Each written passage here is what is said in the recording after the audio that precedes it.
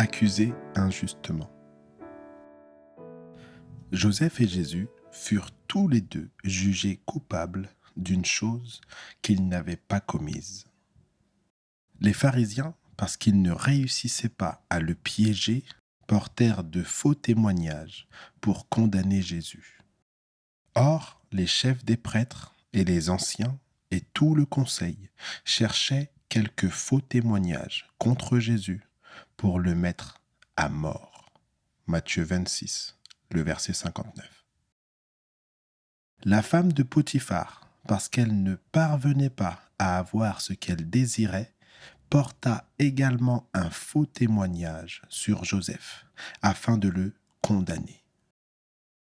Jésus fut accusé injustement de blasphème, Joseph fut accusé injustement d'avoir tenté de violer une femme mariée. Les deux hommes furent victimes d'un même procédé interdit par le 9e commandement, alors qu'ils étaient tous deux innocents. Aussitôt calomniés, les deux hommes vont être jetés en opprobre. Les accusateurs de Jésus lui crachent au visage et lui donnent des coups en se moquant de lui. Il sera traîné devant tout le peuple dans ces conditions humiliantes. Puis ils lui crachèrent au visage et lui donnèrent des coups de poing, et d'autres le frappaient avec la paume de leurs mains. Matthieu 26, le verset 67. La femme de Potiphar, elle, crie et appelle les hommes de toute la maison pour diffamer Joseph. Et il arriva, quand elle vit qu'il avait laissé son vêtement en sa main et s'était enfui dehors, qu'elle appela les hommes de sa maison et leur parla, disant : « Voyez, on nous a amené un homme hébreu pour se moquer de nous. Il est venu vers moi pour coucher avec moi, mais j'ai crié à haute voix. Et il arriva, quand il a entendu que j'élevais ma voix et que je criais, qu'il a laissé son vêtement près de moi et s'est enfui et est sorti dehors. Et elle mit le vêtement de Joseph près d'elle jusqu'à ce que son Seigneur rentre à la maison. » N'est-elle pas en train de cracher sur Joseph en racontant toutes ces choses ? Nous remarquons encore clairement que le procédé est exactement le même. Jeter l'opprobre sur la personne de manière publique. C'est pour ces raisons injustifiées que ces deux hommes furent amenés à la mort physique pour l'un, la mort symbolique pour l'autre.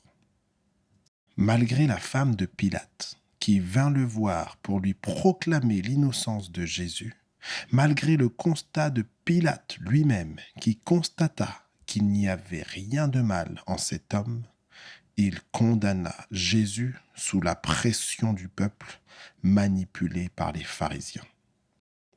Malgré l'intégrité et la loyauté manifeste de Joseph, Potiphar le condamna sous la pression du témoignage de sa femme et des prétendus témoins. On peut s'imaginer que Potiphar, dans son fort intérieur, reconnaissait sans nul doute l'innocence de Joseph, mais que sous cette étreinte, il céda. Cela reste toutefois de la spéculation, car les Écritures ne précisent rien là-dessus. Ceci étant, une telle faute, à l'époque, méritait certainement la mort physique de l'esclave et non un simple emprisonnement. Quoi qu'il en soit, les deux juges condamnèrent un innocent, en sachant pour l'un qu'il était innocent et pour l'autre que ce comportement ne lui ressemblait certainement pas. Jésus fut mené à la croix, Joseph fut mené en prison. Jésus fut mis au rang de brigand entre deux larrons. Joseph fut mis au rang de prisonnier avec deux condamnés, le panetier et l'échanson. Car je vous le dis, il faut que cette parole qui est écrite s'accomplisse en moi. Il a été mis au nombre des malfaiteurs, et ce qui me concerne est sur le point d'arriver. Sans un regret et sans doute sans un regard.